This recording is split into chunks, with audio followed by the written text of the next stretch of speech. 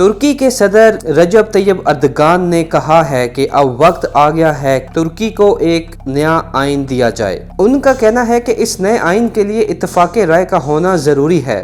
وہ ایک ایسا آئین لانا چاہتے ہیں کہ جو لوگوں کی مکمل طور پر ترجمانی کرے، اور اس خبر کو پوری دنیا کے اخباروں میں ہیڈ لائنز بنایا گیا، جیسا کہ یورپ، امریکہ، عرب اور دیگر ممالک۔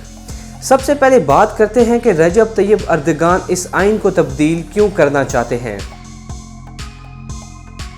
ٹریٹی آف لوسین، معاہدہ لوزان، یہ 100 سال کا معاہدہ تھا جو 2 سال کے بعد 2023 میں ختم ہو جائے گا۔ ترکی سے پابندیاں ختم ہو جائیں گی اور اب ترکی اس سے نکلنے کو تیار ہے۔ معاہدہ لوزان جو 1923 میں شروع ہوا، خلافت عثمانیہ کا خاتمہ ہوا، جو سلطنت 3 براعظم پہ پھیلی ہوئی تھی اسے محدود کر دیا گیا، 40 نئے ملک بنا دیے گئے، ان کے اثاثوں پر قبضہ کر لیا گیا، ترکی کو ایک سیکولر ریاست بنا دیا گیا، اکانومی تباہ کر دی گئی، ترکی پہ پابندیاں لگا دی گئیں کہ وہ اپنی زمین سے تیل نہیں نکال سکتا اور اسے تیل خریدنا پڑے گا، سمندر سے گزرنے والے بحری جہازوں سے کسی قسم کا ٹیکس نہیں لے گا۔ اتنی سخت پابندیاں لگائی گئیں اور ان کو دبانے کی بھرپور کوشش کی گئی، لیکن اس کے باوجود یہ ایک عالمی طاقت بن کر سامنے آیا۔ جیسا کہ طیب اردگان اسلام پسند ہیں، اسلامی تعلیمات کو فروغ دیا، لوگوں کا درد اور مسلمانوں پہ ہونے والے ظلم پہ آواز اٹھاتے ہیں۔ Kudüs bizim kırmızı çizgimizdir. Ve bugünkü Milli Güvenlik Kurulu toplantımızda da açıkladığımız basın açıklamasında ama bizim Türk milleti olarak Filistin'e bakışımız cennet mekan Sultan Abdülhamit Han neyse bizim de bugün bakışımız odur.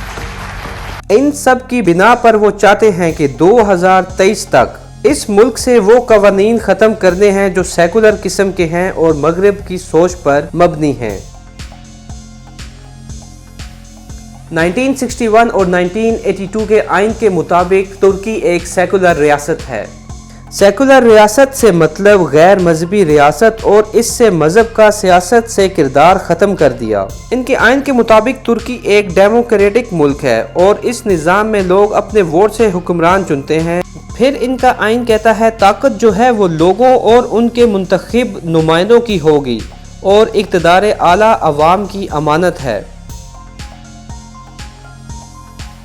رجب Tayyip Erdogan 2002 سے لے کر اب تک ترکی کے وزیر اعظم بھی رہے اور صدر بھی، اور یہ کسی بھی جمہوری حکومت کے لیے بہت بڑا عرصہ ہے۔ رجب طیب اردگان نے 2017 میں ایک ریفرینڈم کروایا تھا۔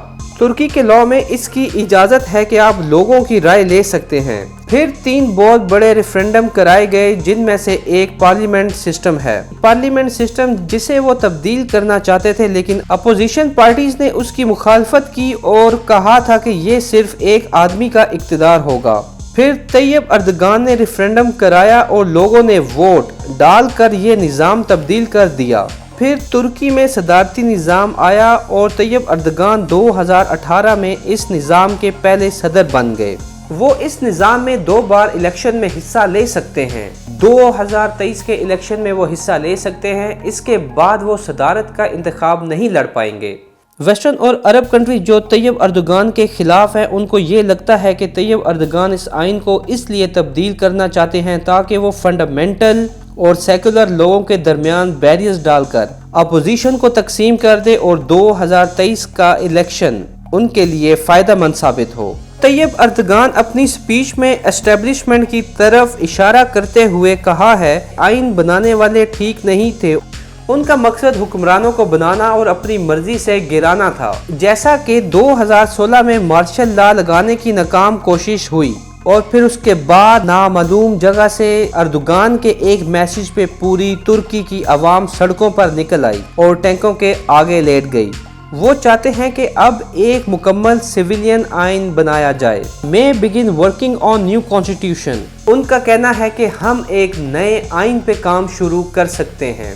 ویسٹرن اور عرب کنٹریز جو طیب اردگان کے خلاف ہیں اپنی رپورٹنگ میں کیا کہتے ہیں؟ عرب نیوز کا یہ کہنا ہے کہ طیب اردگان یہ آئین اس لیے تبدیل کر رہے ہیں تاکہ وہ 2023 کے الیکشن میں مضبوط ہو سکیں۔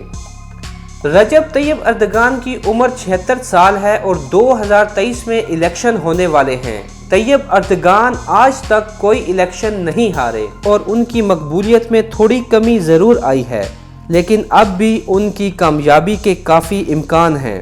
اردگان چاہتے ہیں کہ اب ایک مکمل سویلین آئین ہو۔ وہ یہ آئین ریفرینڈم کرا کے لانا چاہتے ہیں، نہ کہ زبردستی مسلط کر کے، بلکہ عوام کی رائے سے اور عوام اسے قبول کرے۔ 2023 میں معاہدہ لوزان ختم ہو جائے گا اور ترکی پہ لگی سب پابندیاں ختم ہو جائیں گی، تو ہو سکتا ہے کہ ترکی خود کو سیکولر ریاست سے ایک اسلامک ریاست ڈکلیئر کرے۔